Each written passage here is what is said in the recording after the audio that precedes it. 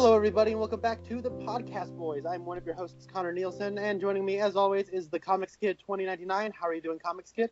I'm doing very well, Connor, and how are you doing? I am doing great. We are a little late this week. We apologize for the lateness. We actually had a pretty big event. The way things usually work is the episode premieres Sunday night, and then I will watch it late after I get off work on Sunday nights, and then I will sleep, and then I will wake up. And because I live on the West Coast and the Comics Kid lives towards the East Coast, I'll wake up, and then he'll send me a message and say, hey, by the way, I just watched the episode. And then I'll wake up and say, oh, I'm awake now. And then we'll just start talking. So this week, however, there was a little event called the Solar Eclipse. I think it's the only solar eclipse that's going to go from coast to coast in America for like a century or something. I don't know. I think it's like every 500 years. I heard someone say the last one we had like this was 500 years ago. Yeah, so I mean, it's kind of an event, really. And so Sunday night, yeah. I didn't even really have a chance to watch the episode. We actually had friends coming down from Seattle. I live in Portland, and these are friends I hadn't seen in like 2 years. So I was at work, my brother, and then went to a few bars, and then afterwards we just had a fire and chatted for a while. And the next morning I went and saw the eclipse, and then Comics Kid, he also was able to see the eclipse. Isn't that right? Yep, it's weird. We both live, like you said, like on opposite ends of the country, but we were both pretty much in the line of fire, so to speak, for the eclipse. Like, I had totality where I was, and Connor had like 98% where he was. Yeah, 98%. It was pretty cool. Like, it started where you were, and then I'm in Tennessee, and it was, I guess, close to being over for America by the time it got to me. It still had, another state or two to get through, but yeah. It still had the president to blind, but... Yeah, we were just talking about that. But yeah, it was fun, and so we're doing this a little late, and it's possible that from now until the end of this season that we'll be recording a little later in the week because I will be working on Mondays starting next week. So that's something that if you guys are interested in why we aren't uploading immediately after the episode goes up, that's why. Mm-hmm. Also, this is going to be a little bit weirder. Usually I don't even look up reviews or anything before we record. I like to, keep in touch with what the theories and everything are throughout the week, but I was able to kind of look and see what people are saying before we're even recording. So yeah, like I said, usually I watch the episode, go to bed, wake up, and then record. So this is going to be a little bit different for us. But this week's episode is part 15. We only have 2 weeks left, 3 episodes. And Comics Kid, why don't you give us a quick rundown of what happened in part 15? Okay, so Nadine, carrying her shovel, she walks to Ed's gas station. She gives him permission to go be with Norma because she has been inspired by Dr. Jacoby's show. She says, go be with Norma. I promise I won't get mad. And so Ed goes and he is now with Norma. She has sold her shares of the Double R to that one guy that she was talking to a couple weeks ago. Evil Cooper talks to a tea kettle and then meets Audrey's son. Banshee from X-Men First Class is talking with his girlfriend, who is Donna's younger sister, and he may or may not have shot himself in the woods. We hear a shot, but we don't actually see what happened. Less intelligible Iron Fist punches some guys at the Roadhouse, and then he and James get arrested. Tim Roth's wife kills the guy in Vegas, and actually she kills him and Danny Rand, right? Yeah. Okay, and when we say Danny Rand, we are not talking about the guy with the green glove. We are talking about a guy who looks like Danny Rand who does not have an Iron Fist. It's the assistant to Mr. Todd. Okay, yeah. Dougie is watching an old movie and sticks a fork in an outlet. The log lady calls Hawk and tells him that she is dying, and then later Hawk tells everyone that she died. Audrey does what I wish I could do with this entire series and begins strangling her husband. Connor, I'm assuming that you like this episode. Oh, dear. Did you like it or no? I freaking loved this episode, man. I knew it. I know. Oh, dude. I think it should be criminal for television to be this good and then have us wait an extra week. You also failed to mention that the log lady full-on died. Yeah, I said that. I said she called Hawk, tell him that she's dying, and then later Hawk tells everyone that she died. Oh, okay. My bad.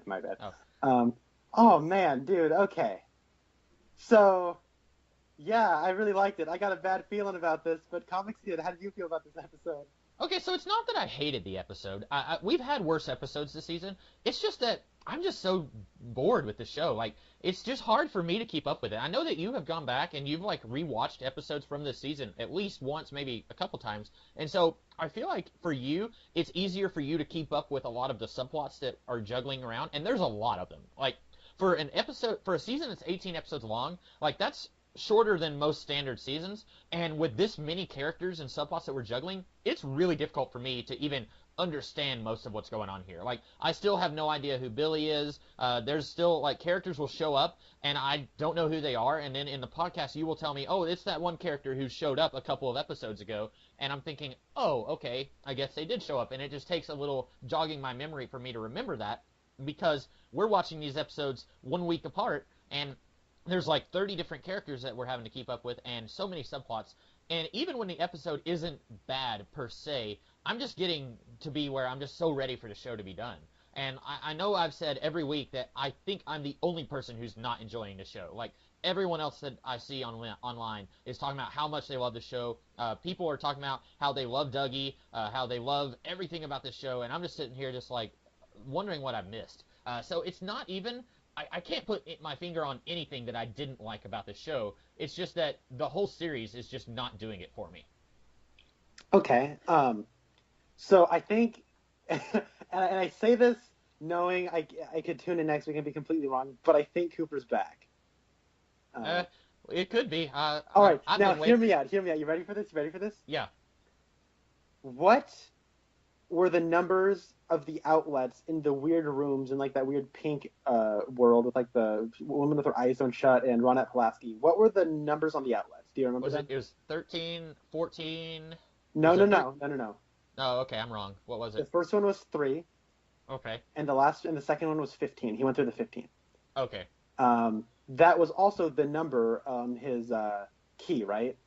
He was in 315 of the Great Northern. See, that's why I didn't even remember the number on the key. That's where like me only watching one episode a week for 15 weeks is kind of like making me forget things that should be very important, but like we haven't seen that key for like a month, so I didn't even remember the key.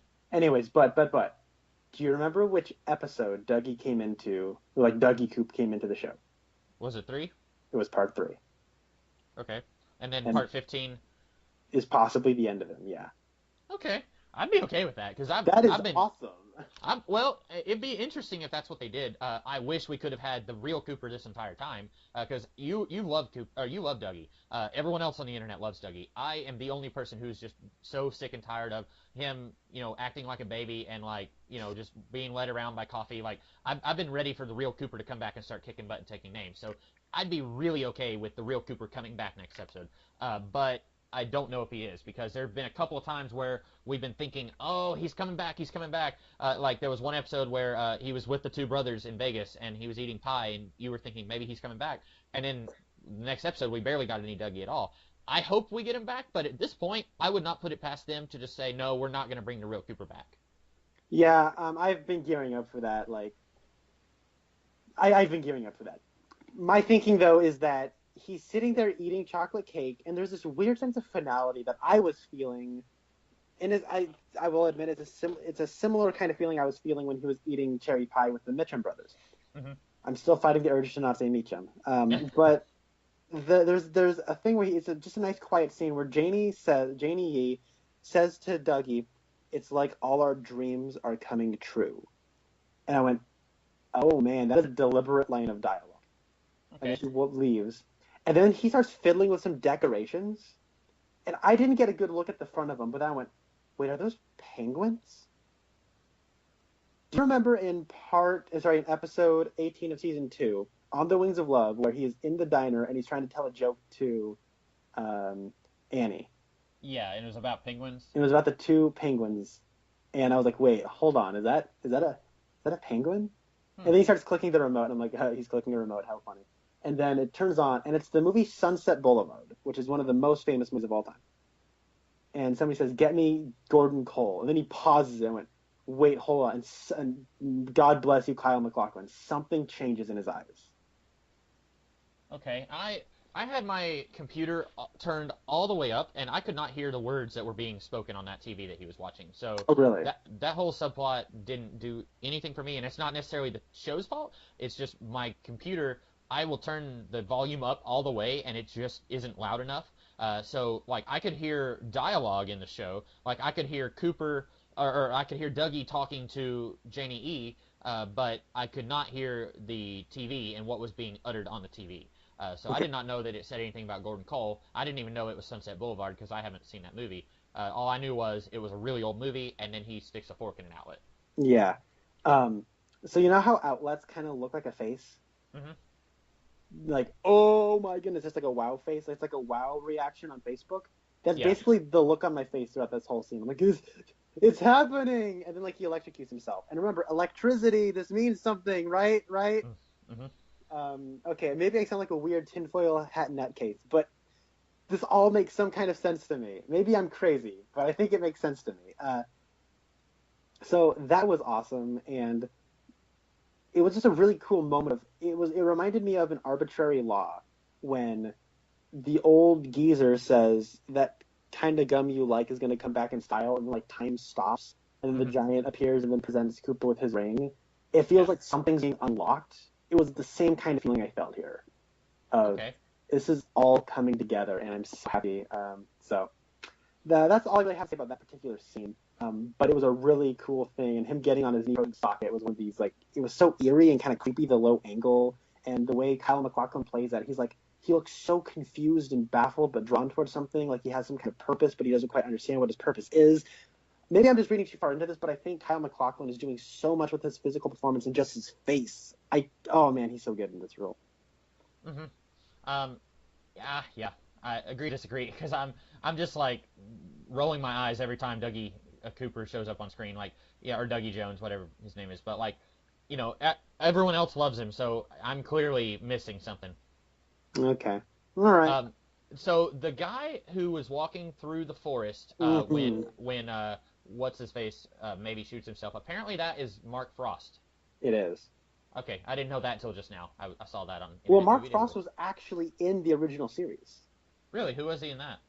He has a cameo in the season 2 premiere. Do you remember where they're in the hospital and one of the people, I think it's Shelley, is watching the news about the mill being burnt down, and the newscaster is played by Mark Frost. Oh, okay. Uh, I don't really remember that, but it's been a while since I've watched. I haven't watched season 2 until you and I were talking about it on this podcast. Just you and I. Oh, funny fact.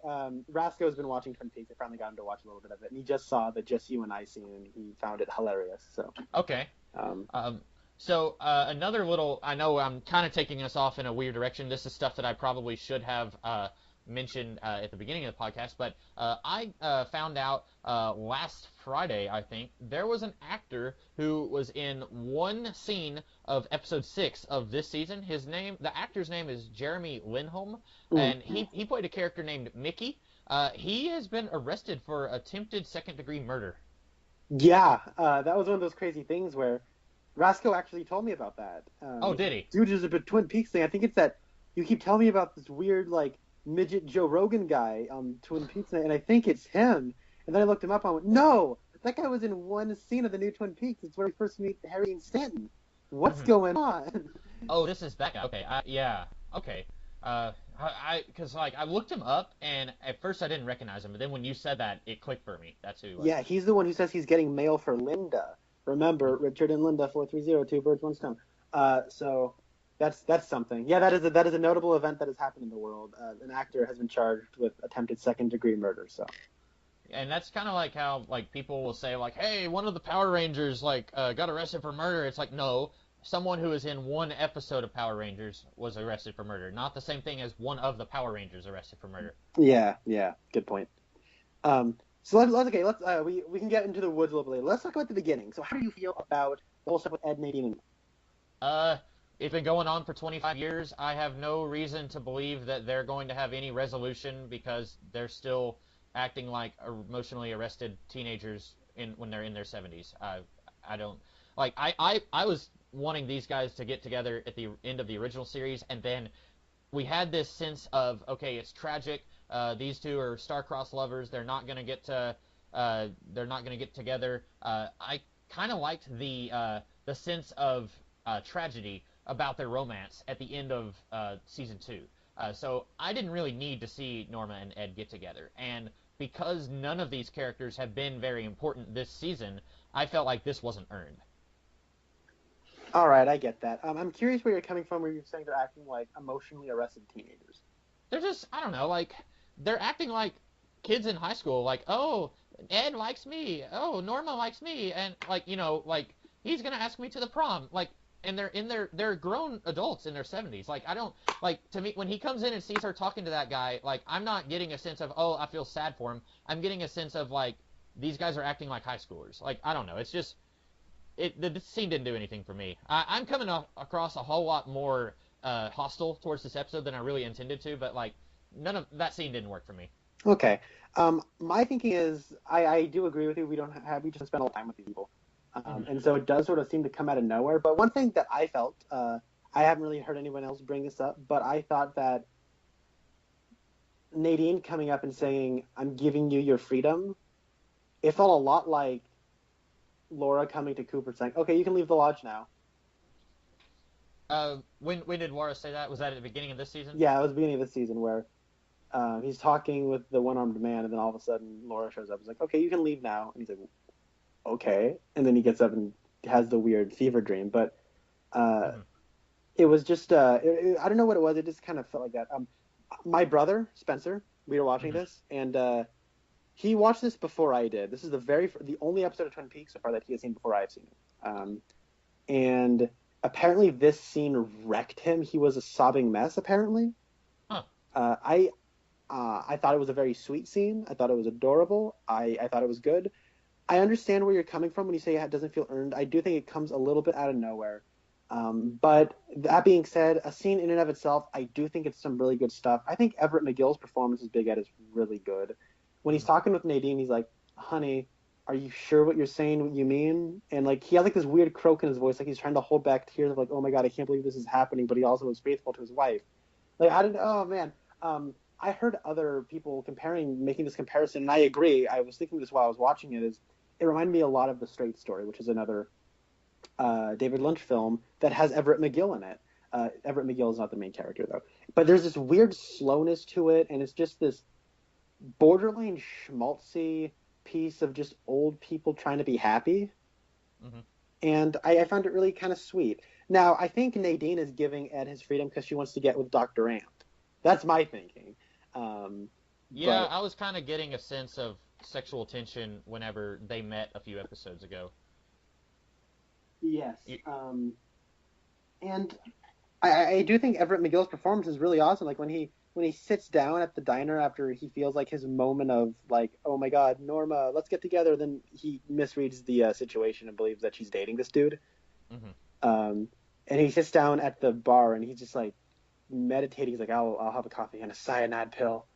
It's like it's darkly humorous, but it's also crushingly sad to me. So I just think this Everett McGill is an actor that I think is a very particular kind of actor, where I don't think he has a whole lot of range, but if you give him the right material, he can give you a lot of stuff. And he has that very salt of the earth, old-fashioned gentleman about him.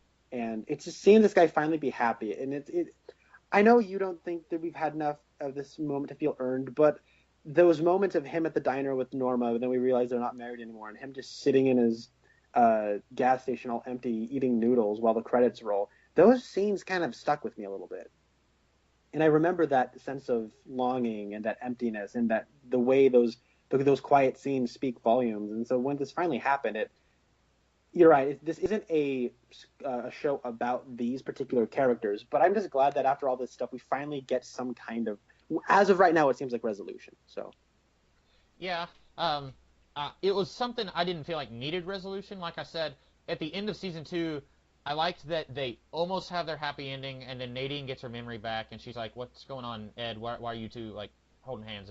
And it's like they realize, okay, we are not going to get our happy ending. I liked that at the end of season 2. And so I feel like this was something, not only did I feel like it wasn't earned, but I didn't feel like it needed to be earned. I kind of preferred the bittersweet ending, or just bitter ending, of season 2 for these two characters. okay, I get that. One thing that I do like about this, maybe a little bit more than that season 2 ending, is that Ed's kind of a jerk if you think about it. Like, his wife is mentally ill, and she has a mental condition, and she's screwing this high schooler, and he's sort of getting with Norma, and Hank's out of the picture, so why not? And Yeah, then that is a little seedy, and now she's giving him consent, like, okay, you can leave me, it's okay. yeah, and you're right. I mean, that whole thing was just messed up and in season two, and I feel like on some level that was probably because they needed something to kind of keep the soap opera esque element of season two going. And we talked so much about how this show is a soap opera and also is a parody of soap operas, and making Nadine a high school student and then like keeping up with who's sleeping with who, like that was a big element of that. I'm sure they weren't thinking, well, this makes Ed kind of a jerk. Like they probably were just well, these two characters have this unresolved sexual tension, so let's just go ahead and like we're gonna have them kind of get together while Nadine is doing this thing over here. I'm sure they weren't trying to make Ed like a morally reprehensible person, but when you put it that way, it certainly does feel that way. Yeah. So Um, I don't have much more to say. This didn't hit me emotionally like it did my brother. And Spencer, if you are listening, don't hate me. I apologize for making fun of the scene that you liked. don't hate him because he's beautiful. Yes. So next thing that happens, what happened after the Ed Norma stuff? Evil Cooper meets Audrey's son, and he confirms that he is Audrey's son. Yes. Okay. So, what did you think of the whole build-up to meeting a David Bowie voice in a tin can? I don't know. It's one of those things. Fans of David Lynch are going to be like, "That's hilarious! It's a tea kettle. That's so funny." And I'm just like, is it funny? Like you're gonna say that it's it's a Shaggy Jog joke and like he's trolling us, and I'm gonna say exactly, and that's not a good thing. Like I don't know, like this whole time I've been saying like, are we gonna get David Bowie? Like, are we actually gonna get David Bowie? Because this was filmed like just right around the same time that David Bowie died, and like I will say this: if we had gotten a scene of David Bowie talking to Kyle MacLachlan, like just months before David Bowie's death, like that would have been emotionally traumatizing for me. Like just like we would have no idea it's coming, and then suddenly boom, here's some David Bowie footage that nobody knew existed because he died like in 2016.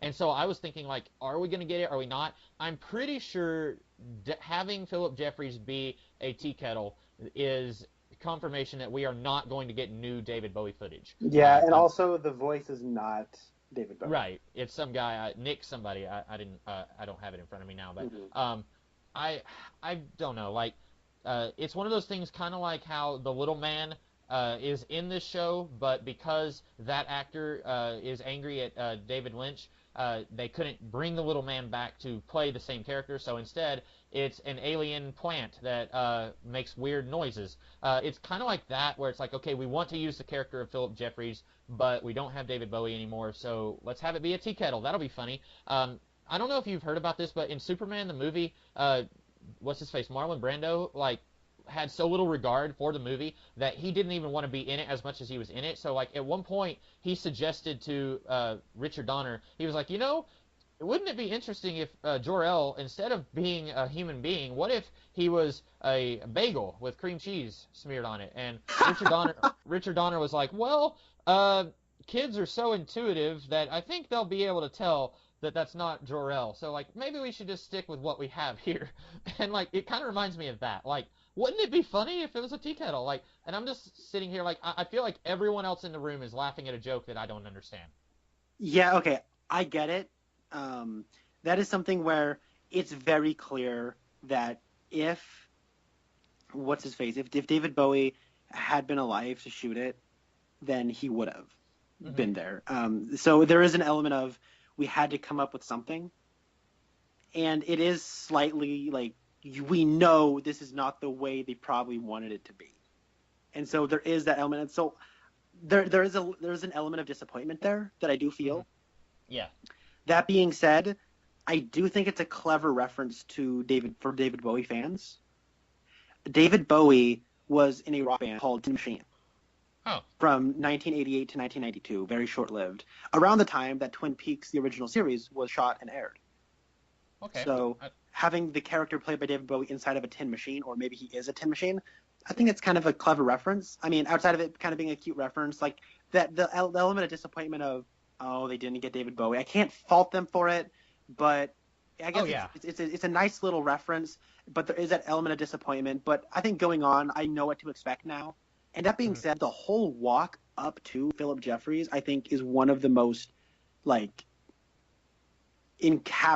most, I don't even know how to explain it, like transcendent pieces of filmmaking I've seen this entire series.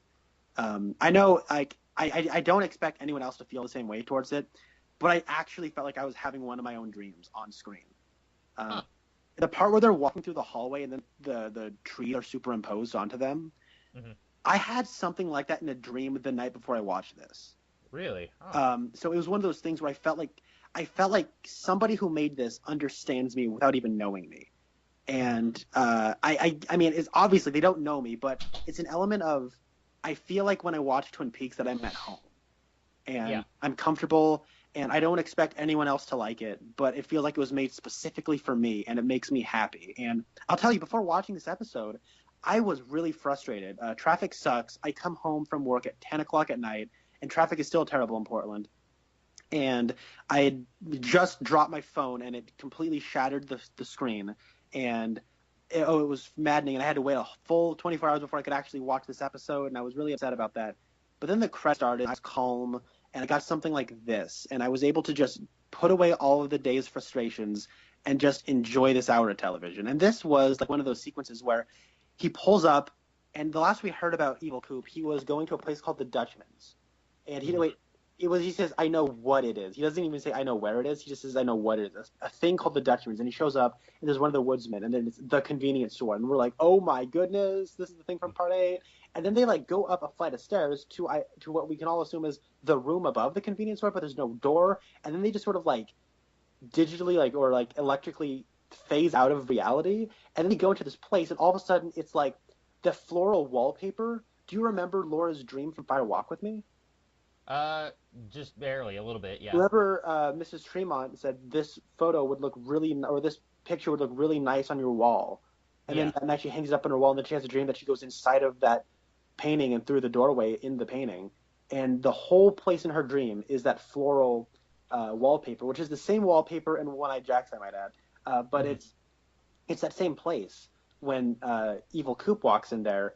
But it's also do you remember the woodsman in Fire Walk with Me, who you thought might have been the Log Lady's husband? Yes, and he wasn't covered in soot. He wasn't covered in soot in Fire Walk with Me, but this is the same actor in this episode, sitting down there. When he says, "I'm going to see Philip Jeffries," he reaches down into like a television that's all broken, and then he like pulls like a lever or something, and then like all this electrical noise goes off. It was like they're recreating stuff from Fire Walk with Me. Like, this is like the David Lynch version of fan service. Like, if this was a Marvel movie, this is where Red Skull comes back and it's Hugo Weaving. And he's like, I'm back! And everyone goes, oh my god! It's Hugo Weaving as Red Skull. And then what's wrong with your face? and then Tim Blake Nelson goes, I'm the leader, and we're going to form this evil Avengers team, and we're going to team up with Thanos. And everyone goes, I didn't think we would finally get anything more with this. Like, this to me was like the Twin Peaks version of that. And I would actually cry tears of joy if they did that. In a Marvel movie? Yeah. I mean, I've been waiting for them to bring the Red Skull back ever since Captain America, and I'm definitely like the only person on the planet who wants an Incredible Hulk sequel. You're not alone. There's a lot of people who do like Incredible Hulk. I'm not one of them, but there are a lot of people. I know. So another weird. So the guy who played the woodsman in Fire Walk with Me, the one who I think may have been Log Lady's husband, he was in Dune. He was the Duke. Oh, really? Yeah, he was Kyle MacLachlan's dad in that, and he looks like. I'm looking at a picture of him right now. Without a beard, he looks like 70 years older. Like, he looks so old when he's clean shaven, but when he has a beard, he looks so much younger. Wild. He was in a Robin Hood movie with Uma Thurman back in the 80s. And that's like, he looks so much older there. And like, that was like right around the same time as Dune, but he looks so much older in that movie because he's clean shaven there. Oh, that's so weird to think about. Like, usually when you have a beard, you look older. Yeah, that's exactly it. Yeah, I was growing out my facial hair, and I just shaved it 2 days ago, and all of a sudden I'm like, who is this infant staring back at me from this mirror? Yeah. But anyway, I thought that was worth noting. Another little Twin Peaks, or well, rather a David Lynch connection there. Yeah. Also, you know when he goes up another flight of stairs, and then he's at like what looks like a hotel room, or like a motel parking lot? Yeah. That is the same motel that Leland Palmer went to see Teresa Banks when she invited her friends, and then he found out that one of those friends was his own daughter. Yeah, okay. And then if you remember, he goes, here's the money, I gotta go. Then he just leaves. Do you remember what happened as he's leaving? She is watching him leave, and there was something weird and dreamlike, right? The little Tremont boy with the mask starts jumping around. Oh, okay, yeah. So we had this set up that this was connected to the Black Lodge in the spirit world. I didn't even know that. I just thought it was this cool little detail they added. No, it had a purpose. We got a payoff to that. Oh my goodness. And then if you notice, he walks into room number 8 to see Philip Jeffries. Yeah. Okay, there's been a progression of numbers, okay? The telephone pole at the Fat Trout Trailer Park and the new Fat Trout Trailer Park from both Fire Walk with Me and The Return, it's telephone pole number 6. There's a big 6 on it. Okay. And Dougie works at Lucky 7 Insurance. And now, I don't know what these numbers mean, but I'm noticing a buildup of numbers, and I'm just keeping attention to this. So, and then he goes to see Philip Jeffries. So he says that we've already met Judy. Who do you think Judy is? Oh, this is another thing where I'm going to sound more harsh than what I actually intended, but I at this point don't care about Judy. Like, that was something that I wanted to know more about in Fire Walk with Me. Like, when we're watching Fire Walk with Me, and they're throwing out, we're not going to talk about Judy, we're not even going to mention her. I was like, okay, why? Like, why even throw that scene in there if you're not going to mention who it was? And I remember reading this article that someone wrote, or his opinion piece rather, where he was throwing out the idea that Judy was to Philip Jeffries what Teresa Banks was to Chris Isaacs, and what Laura Palmer was to Kyle MacLachlan. Where, that's like cool. each FBI agent had a missing girl who, like, they ended up, disappearing or going into the spirit world or whatever, and they each had their own little spiritual crisis of sorts that they dealt with while investigating this missing persons case. Of course, there's very little in the movie that actually supports that. So for me, this is kind of the equivalent of, I'm going to tell you the setup for a joke, and then I'm going to wait 25 years to tell you the payoff. And if I did that, 25 years from now, you would say, Comics Kid, I don't care about the payoff for that joke. I wanted to know the payoff 25 years ago when you told me the beginning of the joke. Like, at this point, I just don't care about Judy. There's so many other things that they've set up in this season that I would rather them deal with. Like, I still don't know what they're going to do with those two people who were having sex next to the glass box and then the demon killed them. Like, I don't know what they're going to do with that. And I feel like there's enough subplots in this season that they could be working with that they don't have to be reaching back to Fire Walk with Me to set up to pay off something from that. Yeah, okay, I get that. There is a theory going around online. I don't know if I support this theory. However, what is Major Briggs' first name? Garland. People think that Judy is Garland Briggs, and it's a reference to the actress Judy Garland. Oh, okay. Well, no, that's interesting. I'll give them points for creativity. Yeah, but people say that's because we never actually find out if Judy is a lady or not. But if you remember, then he says we're not going to talk about Judy. In fact, no, wait, does he say we're not going to talk about her at all, or does he say we're not going to talk about Judy at all? He says Judy twice or once. I can't remember. I can't remember. And, I should, because they replay that scene in this episode. I thought it was last episode. I can't remember. Whatever. But yeah, I don't remember. But that'd be interesting if that's what it is. Yeah. Also, another interesting thing is that we find out in this particular scene that Philip Jeffries did not call Evil Cooper 5 days ago, which was presumably when he killed Daria, which was part 2. Well, he says he didn't, but do you think we can trust what he says? I do, because he said he called Ray, and he knew. It sounds like he's like, I called Ray. That's all he said, and I think that's. Okay. He's in contact with Ray, but he didn't call him 5 days ago.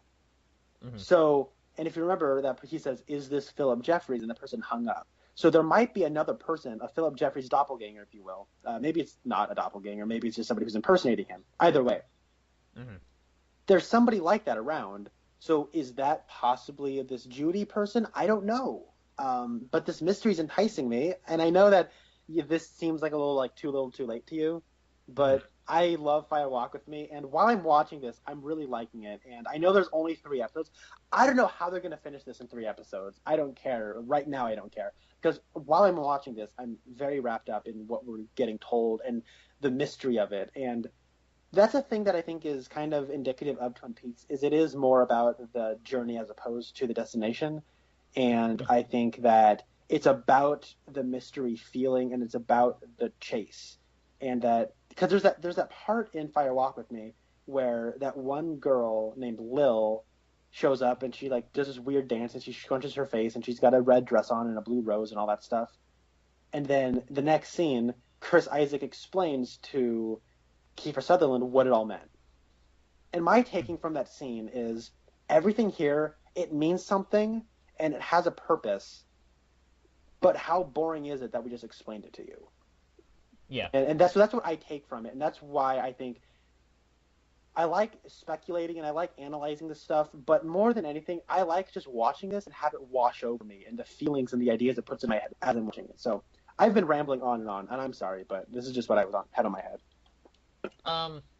As far as like this show being more about the feeling of mystery than about the actual conclusion, I would say the problem with that is that for me, mysteries should be satisfying in their conclusion and in their delivery. I'm very much a firm believer that mysteries should be fair play mysteries. If you just throw us some weird curveball in the end that we were not able to see coming during the mystery itself, then I don't feel like it's playing fair, and I don't think that's okay. And so for me, any mystery, if it's a weird pseudo psychological mystical thriller like Twin Peaks, any mystery should be one that plays fair and gives you all the clues that you need. And I feel like if it's one of those things where at the end it's just going to be something really weird and it's like, well, who cares if the ending was satisfying as long as you enjoyed the first 17 episodes? For me, like I want the ending to be just as satisfying as the lead up to it.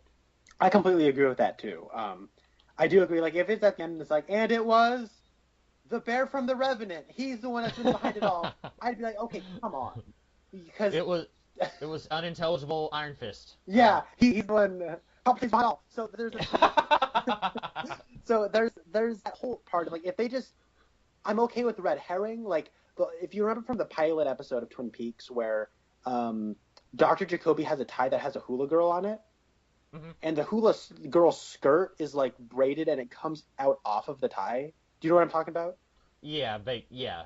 And what he does is when he's talking to them, he starts fondling it, like he's using his finger and reaching up the skirt of the Hawaiian girl, and it looks like a nervous tick. And people won't notice that, but if you're looking over it with a microscope, you're like, oh, look at that detail. That means Dr. Jacoby is a prime suspect. He probably did it. But even in that, it's a red herring.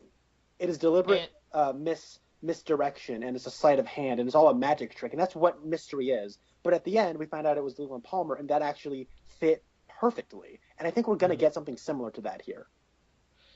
Speaking of Dr. Jacoby, just a real quick little tangent here, but didn't he get married to a woman? Wasn't there like a girl? I think he wasn't a Hawaiian girl. Yeah. He said. And so whatever happened to her? Did he get married to her, or was he just, like, having a thing with her? So he mentions that she's his wife, and she lives on Honolulu Beach. Okay. In Hawaii. So, and for whatever reason, he lives in Washington.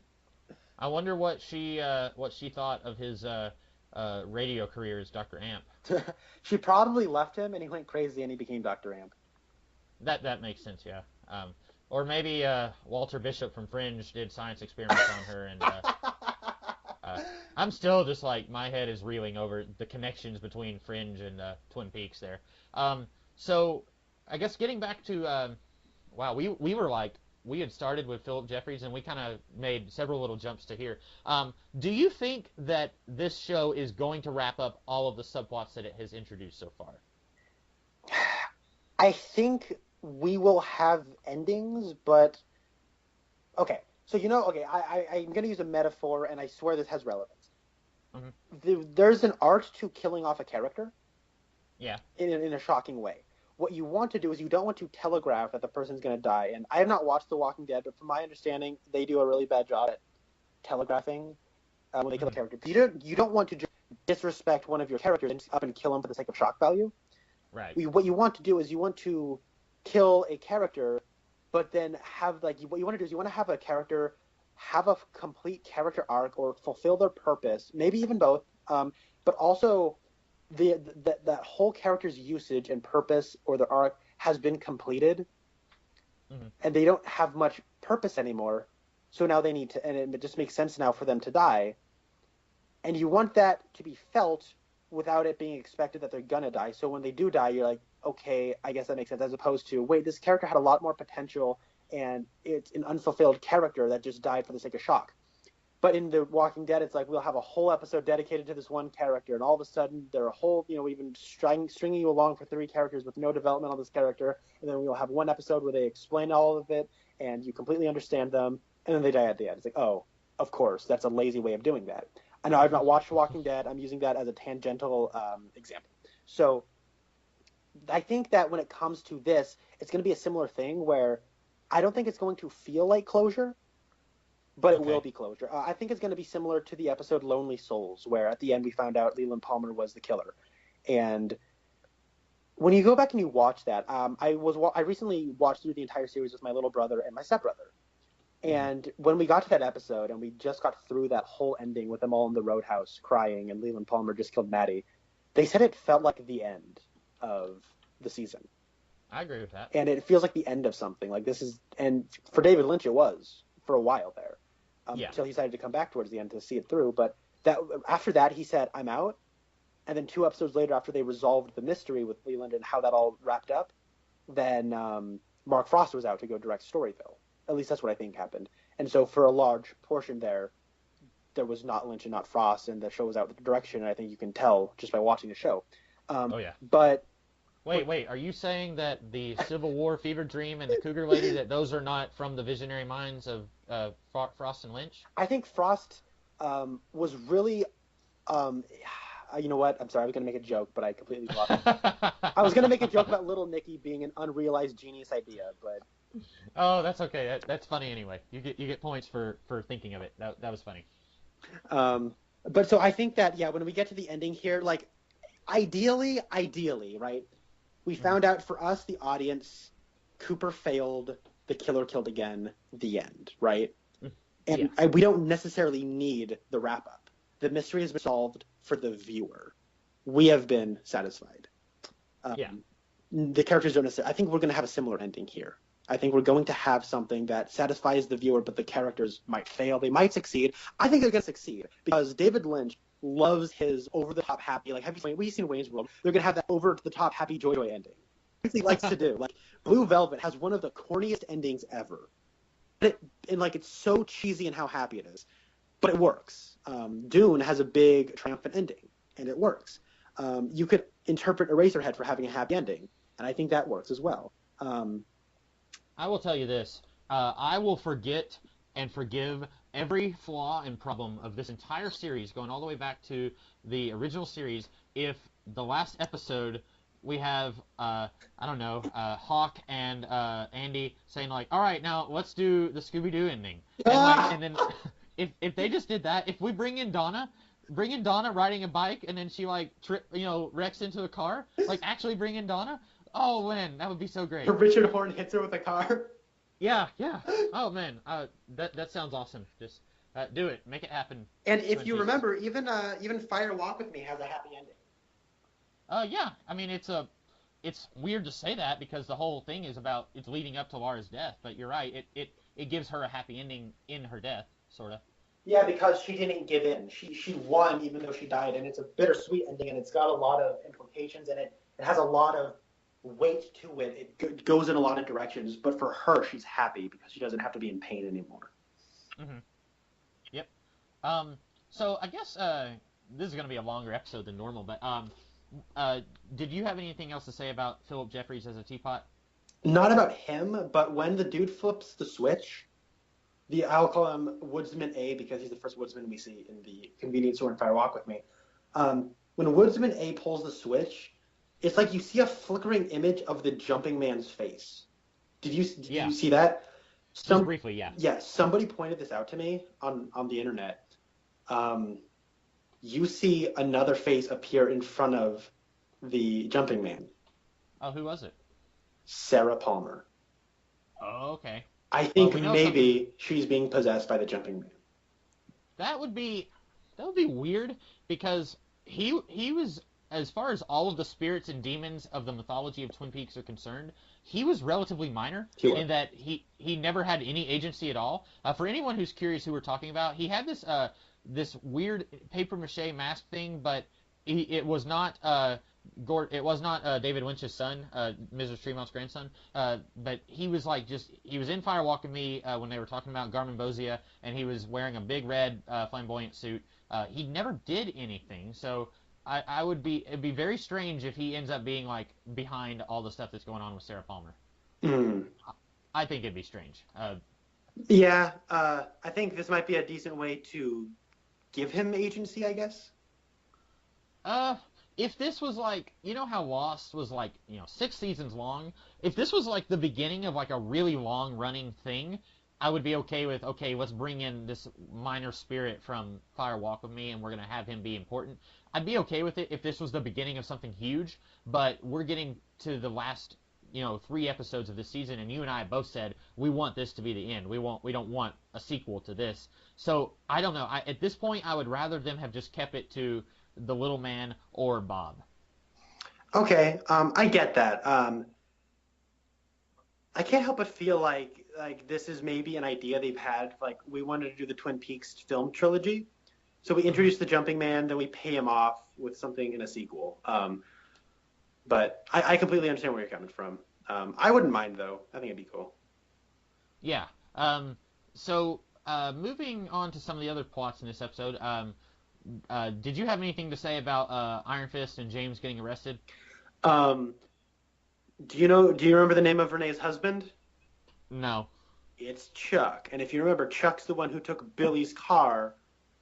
And yeah, if you remember at the end where they're just like talking about all this barrage of characters, we now know that his car was stolen by Chuck, who's not related to Charlie, who was Audrey's husband.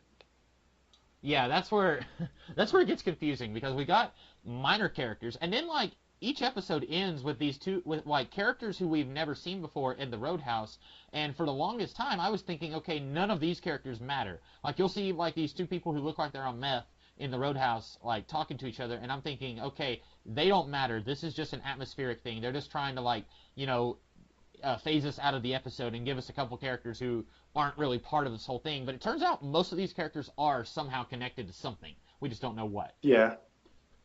Yeah, I didn't know that he was connected to Billy. Is this the same guy who came in a few episodes ago and said he almost got run off the road? No, that's Trick. Okay. Yeah, he looks similar. I thought it was Trick too. But... And I thought it was the same women too. I thought it was because we see the two women that are at that booth. I thought it was the same women who talked to Trick. No. Yeah, no. I was thinking it was the same too, but yeah. Okay. So the plot thickens there with Billy. That's got to be something huge whenever they get to it. Like that's got to be just like a really big thing because they've been building up the Billy thing for like over half of this season. Yeah, they have. It's like it's a weird thing. Because I feel like this is how they're keeping the soap opera element of Twin Peaks alive. Mm-hmm. Is they're doing it by just having an absurd amount of characters, having this intricate, woven story, and they just hit you with so much details and like connections that you just become numb to it, and eventually you just start to check out. Yeah. And then all of a sudden you realize, wait, maybe I shouldn't have checked out. That was all important. But it's just it's an element of the misdirection thing. And I think that's just kind of the style. Yeah, and I definitely think I have been a victim of that, like the checking out thing. And it's not even intentional. It's just like, oh, here's 13 more characters this episode. And it's like, come on, guys, we're on episode 15. You don't need to be adding new characters and new subplots. Like, it's one of those things where, you and I like to quote Red Letter Media, where in one of the, I think the Phantom Menace Red Letter Media review, he was saying that, unless you are, and then he names off like 24 filmmakers who are like experimental auteur filmmakers, and he's like, Cronenberg, David Lynch, he was saying if you're not one of those guys, you should pretty much stick to the, air quotes, the rules of filmmaking. Yeah. And I kind of disagree with that. I feel like, even if you are David Lynch, even if you have given us movies like The Straight Story and The Elephant Man and Eraserhead, even if you have done these movies that don't make any sense, you should still probably, let's take a second draft to this big, sprawling 18-episode epic. Let's see if we can, condense some of these characters. And maybe if this character doesn't do anything for the plot, let's get rid of this character. Because stuff like that, it just gets to a point for me where it's like, I don't understand what's going on.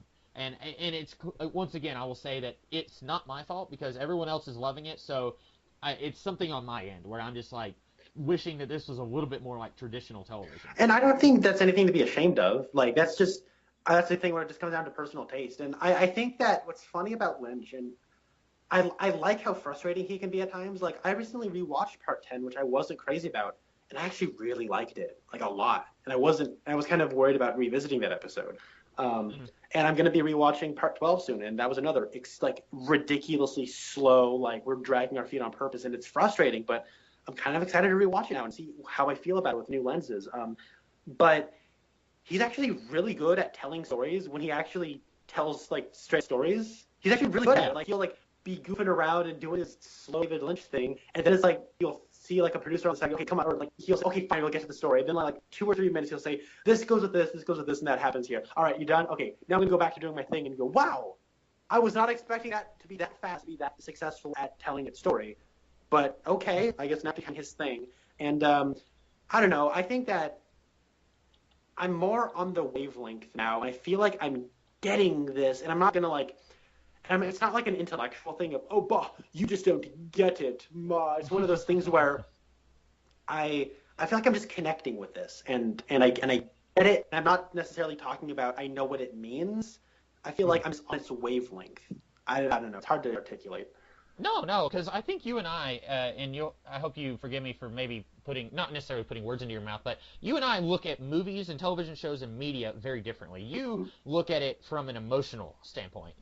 You connect with something based on feelings. I connect with something based on not necessarily the logic, but the mathematics of it. Like, okay, did this character arc play out in the way that I feel like it should have, logically speaking? Like, did they set up this character's character arc at this point? I have rules that I look at with storytelling, and if they didn't follow the rules, then I say, okay, it didn't work. Rules like Chekhov's gun or, the pacing. Like, I look at it more from a mathematical standpoint, when really, I mean, storytelling, what the Red Letter Media guy was kind of getting around to saying was there is no right or wrong way of doing it.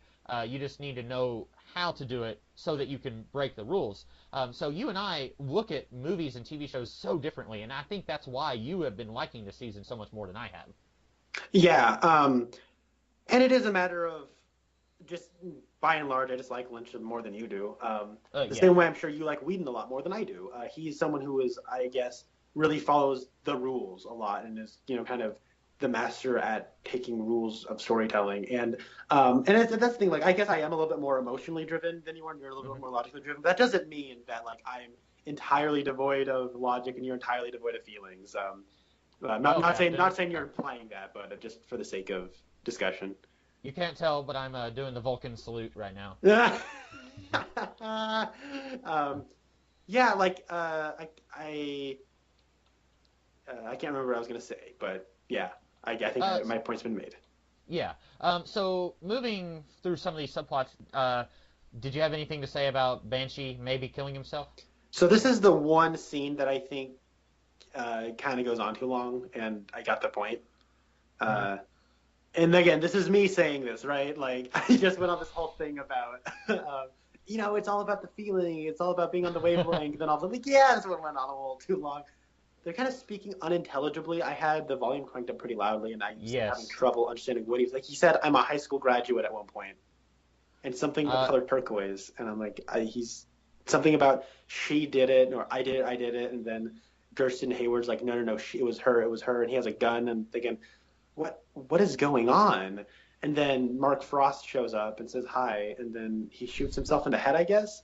And then maybe. I'm wondering if we're going to get to one of the episodes later in this season and it's going to be like, just kidding, he didn't actually do it. But we're getting close to the end of this season, and this is a character who wasn't extremely important this season. He didn't do a whole lot, so maybe he did kill himself. This may be their way of sending this subplot off. I don't know. Yeah, maybe. And also, another thing to note is Mark Frost comes by and says, hey to Harry Dean Stanton, and he says, it was the guy who lives inside that trailer. And he points at it. And there's this ominous music, and I'm thinking, wait, is Amanda Seyfried dead? Well, she wasn't in the forest. No, she wasn't. No. I'm saying, like, they're talking about, no, she did it. He's like, no, I did it. He's, like, freaking out. He's holding a gun. I'm like, wait, did she die off camera? Like, was there an altercation where Amanda Seyfried died? I'm wondering. I don't think so. I think maybe they were talking about when she shot the door. That's the only thing I could think of that's what they're talking about. Or maybe because like you said, this scene I was having trouble understanding what they were saying. I had my volume turned all the way up, and it just sounded like they were mumbling to each other. At one point, I could hear the "she did it," "no, he did it." That's that conversation. But I was assuming they were talking about when she came and shot the door at the apartment. Okay. Because we haven't seen them since that happened, and so I was assuming that was what they were talking about. Okay. It's been a while since we've visited these characters, so yeah. It was when Mark Frost points at the trailer and this ominous music starts to play, and the window's still broken, and I'm thinking, is Amanda Seyfried dead? But it could be that. Well, I feel like if she was, we would have seen something about that because we were at the Double R for the last couple of episodes, and we've seen Norma at the Double R, and she and Shelley are basically sisters. And I think if something had happened to Shelley's daughter, we would have heard about it through Norma, right? I guess so. Yeah, you know what? I think you might be right. Maybe it just happened too. I don't know. Like, now that could be, yeah. Like Shelley and Norma wouldn't have known about it. That would definitely pull the rug out from under us. Okay. Side note: Alicia Witt is really hot. Yeah, I'm like, I looked her up. She's like in her 40s now. I'm like, whoa, was not expecting that. Looking good, sister. She was in a movie with Sandra Bullock called 2 Weeks Notice. Sandra Bullock and Hugh Grant, which was, I think, the first thing I saw her in. She was like kind of the romantic rival, I guess. Yeah, she talking about David Lynch connection. She was like a toddler in Dune, and then she was in one episode of Twin Peaks, the original series. Yeah. I was also thinking of this. I'm glad you brought it up, so I didn't have to. Yeah, so that I guess it's possible that something happened with Amanda Seyfried, but I wasn't thinking that. But I would be very shocked if that did happen. If they revealed that like he killed her and then killed himself because he felt guilty or whatever. Oh yeah, maybe. It'll be interesting. I think there's something in Mark Frost discovering it.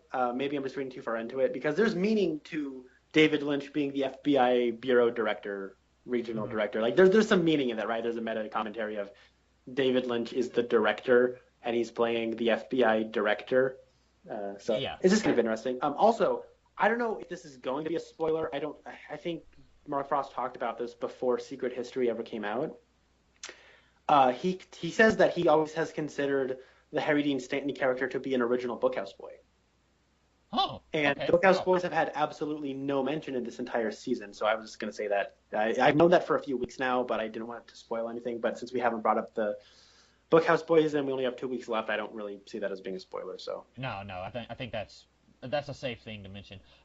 That's interesting because that episode where I guess it was the one where Amanda Seyfried shot the door. Harry Dean Stanton had Shelley in his van, and he was calling the police and saying like, hey, I need you to get in touch with so-and-so, acting a whole lot like he had some kind of authority in this town. So that's interesting. I don't know if I entirely buy it because in Fire Walk with Me, he didn't act like he was a native of Twin Peaks. He acted very much like he was one of the people of Deer Meadow. We talked about how Deer Meadow or Dearborn, how it was a dark mirror of Twin Peaks. People in Twin Peaks are, for the most part, helpful and nice and polite. You go to Deer Meadow, and, like, this lady's very likely to spit in your coffee. Like, they're all just jerks. And he kind of acted like that there. Like, he's just like, oh, it's just more crap for me to have to do. Yeah. Like, he didn't act like he came from Twin Peaks. So that's an idea that I kind of like it, but at the same time, I don't think it works entirely. Yeah, I get where you're coming from. But I also don't think it necessarily contradicts. We barely got to see him in that opening Sorry, in that opening for Fire Walk with Me, but Right. and he just seemed like, but when the FBI showed up, he was like very complicit and he was helping them and stuff. He was like, oh, let me go grab you a cup of Joe and stuff, or as he calls it, a cup of Good Morning America. Yeah. So, yeah, I just thought that was an interesting detail, and I think that Mark Frost going to talk to him was kind of a cool little thing. Yeah. And I didn't even know that was Mark Frost watching it, because I didn't know what Mark Frost looked like. I actually had to look it up on the Internet Movie Database. He kind of looks like Stephen King. Oh, yeah, I can kind of see that, sort of. Mostly when he was younger, but yeah. So, any more thoughts on Banshee and Amanda Seyfried and all that? Not particularly. It wouldn't surprise me if this ended up being like the big moment. I keep expecting every time we go into the woods, like Johnny to just show up. Yeah. Like when they're talking Teddy, around the big tree, I was like, okay, and then Johnny shows up. Oh no, it's just the dog walker. Oh, do you mean Jerry? Oh yeah, wow. Whoa. So, I was just thinking Jerry like, Horn. hello Johnny, how are you today? No, I was so disappointed we didn't see Jerry like leaning up against a tree, catching his breath, and then his foot says, "You're going the wrong way," or something like that, and he like has to turn around and go the other way. He has been a shining light in this season for me. Like I've loved just about everything of him. Like being lost in the woods. Like I'll be really disappointed if he doesn't end up being hugely important in the season finale. The motley crew of British Iron Fist and Foot of Jerry and Smart Andy will team up to fight Evil Cooper. This is gonna be great. Yep. So, I guess we already talked about Dougie and the fork in the outlet. Let's talk a little bit about Log Lady. Yeah, let's do it. This kind of feels to me a little bit like I'm going to kind of repeat what I was saying earlier about Ed and Norma and how they haven't been in a season enough for me to feel like it was earned. Log Lady, it's sad. There's definitely it's very sad and bittersweet here because in real life that actress died shortly before. It was after they were finished filming, but it was before the series aired.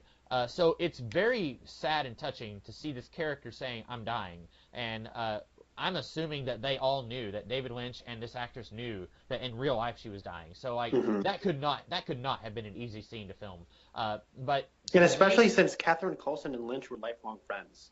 Yeah, because she was involved with his career going all the way back to Eraserhead and probably earlier than that. But yeah, like that could not have been easy to do. And then, so it's touching and it's sad, especially like if you have seen the original series, then there's a sense of finality to it. Like, oh wow, she wasn't like one of the top 5 characters in the show, but she was important and she had a sense of weight to her, and she lent a sense of weight to the mythology of the show the more you watched it. But she hasn't been in this season a whole lot, and so it feels to me like this is something that I would have been close to tears if this was in the original series. But here, I'm just like, the most she's done this season is call Hawk and give him cryptic warnings, and that sounds really mean, and I'm not trying to be mean, but I feel like if she had been more of a part of this show, of this season, this would have had more meaning and impact for me.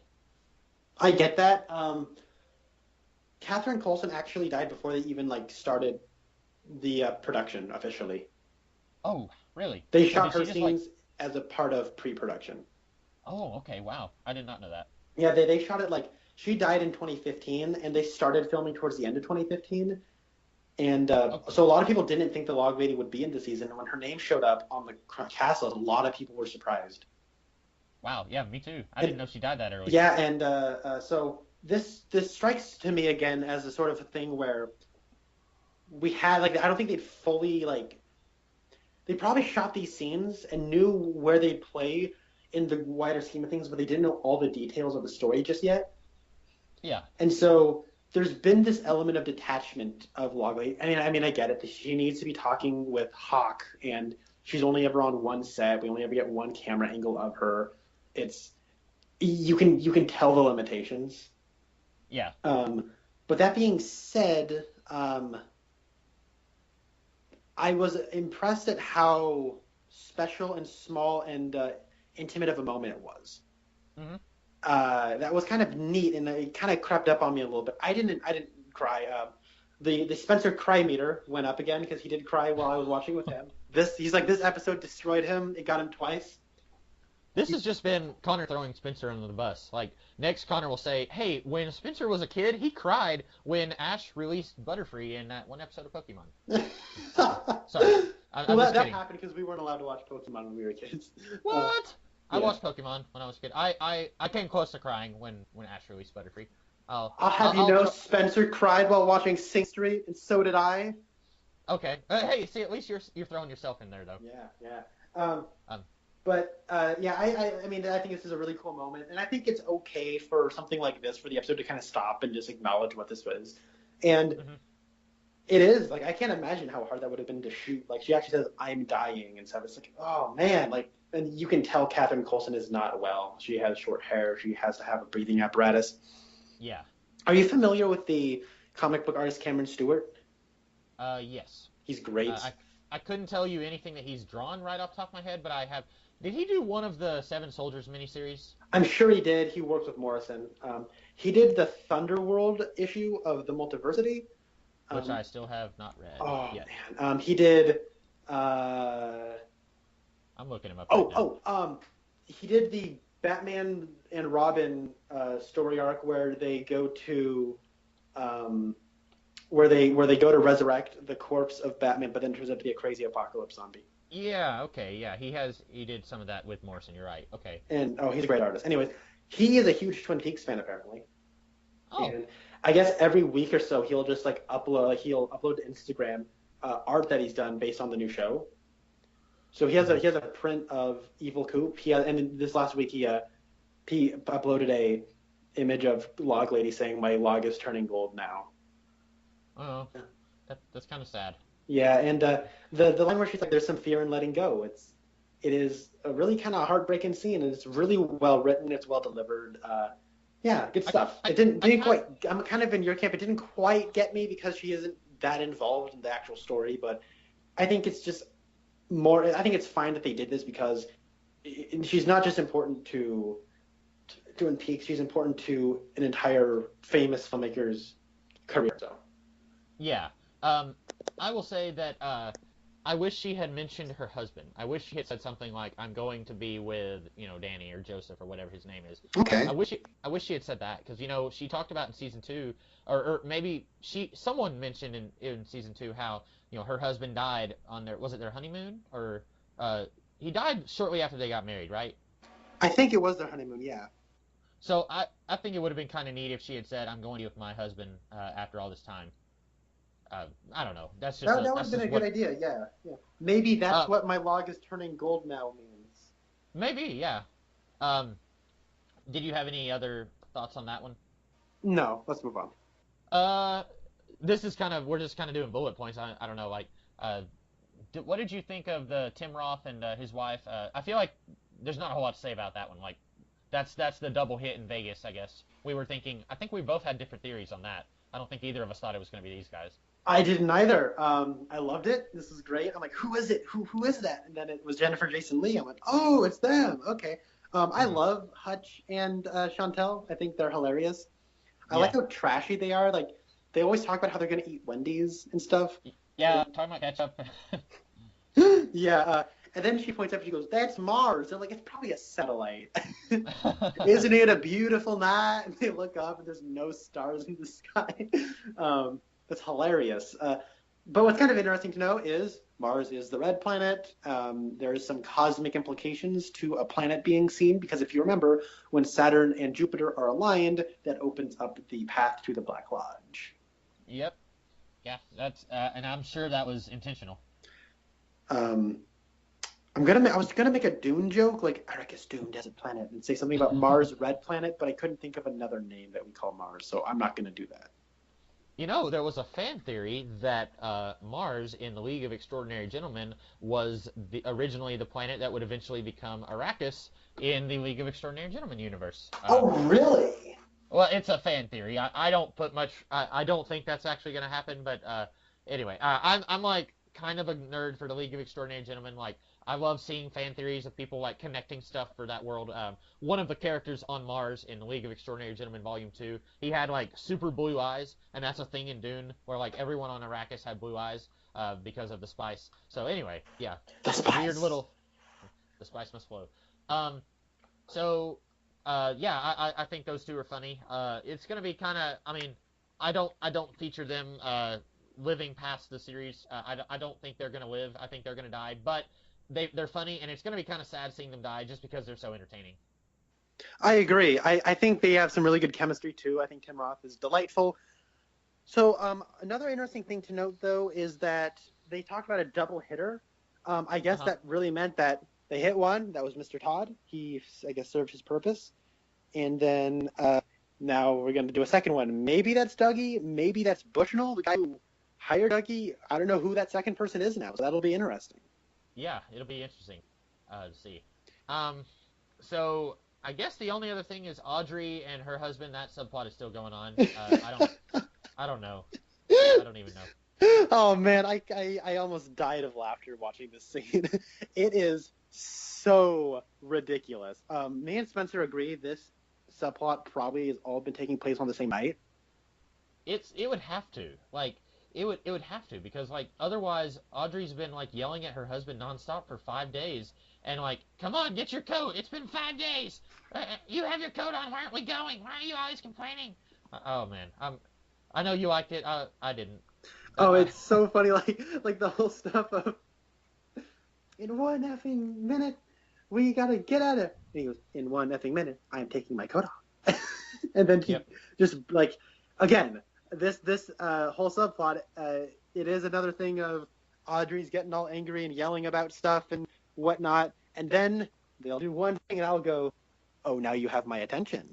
Because now she's like, I feel like I'm looking at you and I'm looking at a different person. Like, I don't even know who you are. Like, whoa, what does this mean? Whoa, what's going on? Have you been, like, being fed hallucinations where you think he looks like Billy Zane? What's going to go on? Like, is this all, like, a medicated thing? Are you being, like, given trigger words to, like, make sure you don't leave the area? Are you trapped in some way? Are you just realizing this man that you thought your husband really might not actually be your husband? What's going on? This is so interesting. And then he goes, and off goes the coat. Oh man, I don't know what it is. I find this really funny. I like how like circular it gets and how it's deliberately frustrating. It took me a little while to get on board with it, but I do find this funny.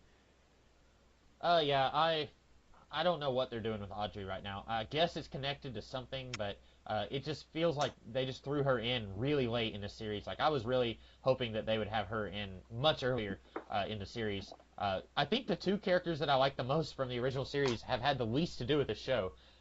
Audrey and Cooper, because Cooper hasn't technically been in it. It's been Dougie. So I guess that's one subconscious reason why I've been a little more disappointed with this season. I get that. I understand that. Well, okay, let's jump back really fast to the stuff between Evil Coop and what's his face, Richard Horn. Okay.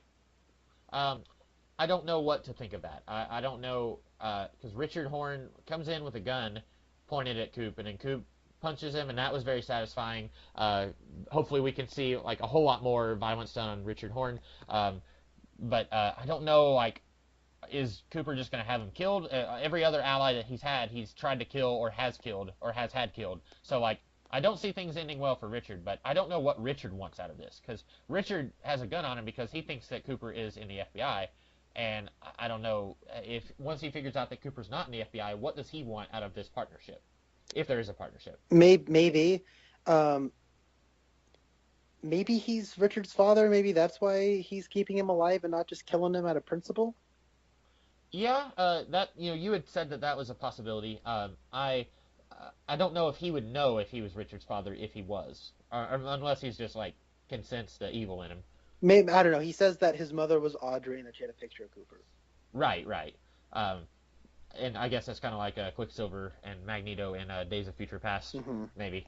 What do you think of this? I don't have much to say about it because I'm not sure where they're going with it. I don't know either.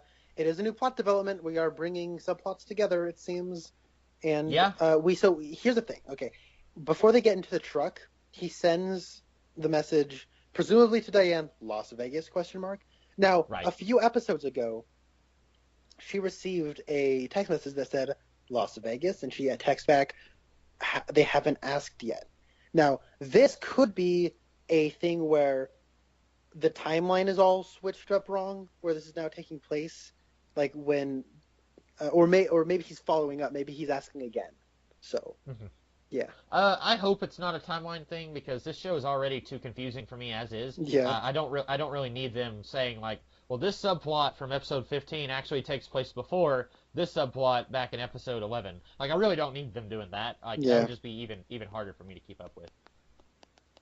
I understand that. Yeah, no, I get that. It'll be really interesting to finally have this all together, and I will sit down and try to like time it all out, see where everything is sitting. Yeah. Do you have anything else to say about this episode? I think I've pretty much crapped on it quite a bit.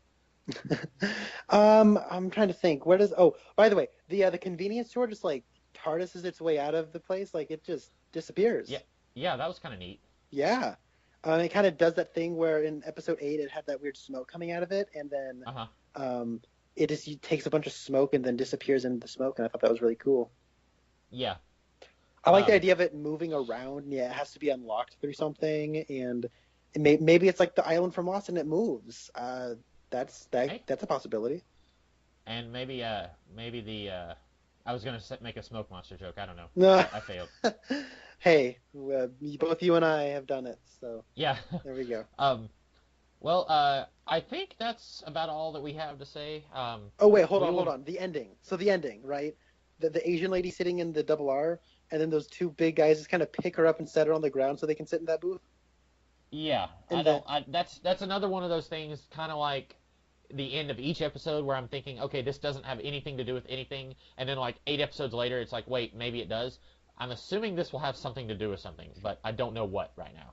Yeah, like this ending reminded me of Fire Walk with Me for whatever reason. The part where like the music is playing and it's a lot like it's not a very similar sounding song to that Pink Room song, but it has a similar thing where it's sort of disorienting, and it has a otherworldly sound to it, and it's a little on the rock side, harder rock side of thing.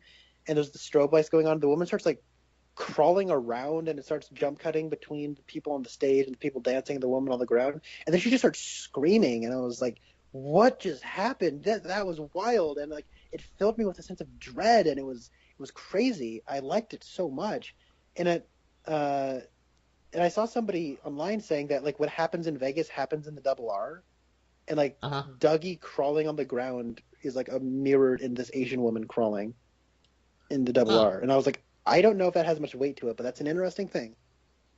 Yeah, and maybe this connects to Sarah Palmer. I don't know. I don't want to say that it does and be wrong, but it feels like they're adding subplots, and I feel like at this point they don't need to be adding anything else. I think by now they should be, reining things in a little bit. Don't be adding more subplots this late in the game. But maybe they'll surprise me with this. Yeah, I guess so. Well, if that's all that you have, we will be back sometime next week to talk about. Next week is just one episode, right? Yes, sir. And then the week after will be a double episode. In the meantime, I am the Comics Kid 2099. And I'm Connor Nielsen. And we will see you guys in the future. Have a good one.